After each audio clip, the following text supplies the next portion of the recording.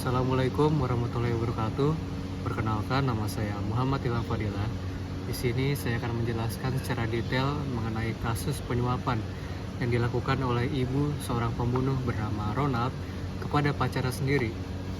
Jadi kasus ini bermula ketika tim penyelidik Jaksa Agung mengendus adanya dugaan kasus suap yang dilakukan oleh ibu Ronald kepada hakim melalui pengacara. Melansir dari detik.com. Adapun yang terlibat dari kasus hukum dari maklar di Mahkamah Agung ini ada pemberi suap, yaitu ibu dari Ronald Tanur, yaitu Meyriska Wijaya atau kita inisialkan dengan MW. Kemudian dengan uang suap yang diberikan adalah 3,5 miliar rupiah. Kemudian penerima suapnya adalah 3 hakim PN Surabaya, yaitu ada Hakim Erin Tuah Damanik, Hakim Mangapul, Hakim Heru Hanindyo, dan tersangka lain ada Lisa Rahmat, pengacara dari Ronald Tanur.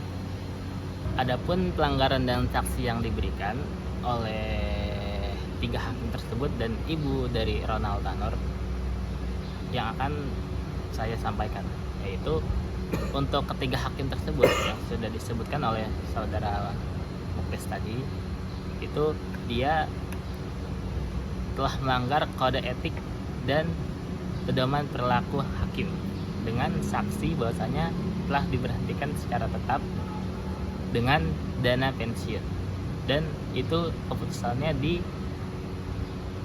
diberikan dari Komisi Yudisial. Adapun dari sanksi yang diberikan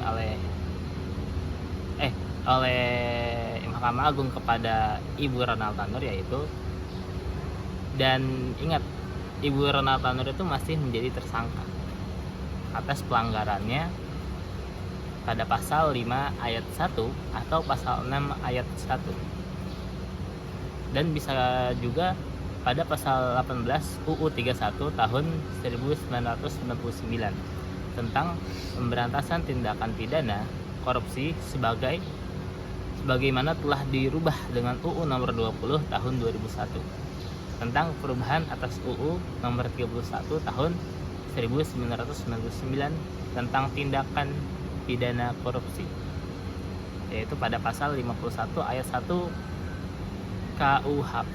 Jadi kesimpulannya adalah jika sudah terjadi kasus dan sudah masuk ke dalam tersangka, maka sebaiknya kita pasrahkan dan kita tawakal kepada pengadilan, dan bagi tersangka jalani masa hukumannya dengan sebaik-baiknya. Jangan justru menggunakan uang dan kekuasaan untuk menyuap atau menghilangkan kasus yang sudah berjalan. Dengan adanya kasus maklar ini memberikan kita gambaran bahwa tidak perlu lagi seorang itu harus mengeluarkan uang lebih, mengeluarkan usaha lebih untuk membersihkan dirinya dari nama baik hukum. Memang jika sudah terbukti bersalah, maka jalani hukuman itu dengan sebaik-baiknya dan sesali apa yang sudah diperbuat. Jangan mengotori tangan kita lagi, apalagi membawa anggota lain, membawa orang lain, seperti pada kasus ini ibunya yang menjadi tersangka dari keegoisan anaknya dan bapaknya dan suaminya, sehingga terseret juga namanya menjadi tersangka atas penyuapan kasus pada Mahkamah Agung. Jadi kira-kira itu seperti itu penjelasan dari kelompok kami. Sekian, wassalamualaikum warahmatullahi wabarakatuh.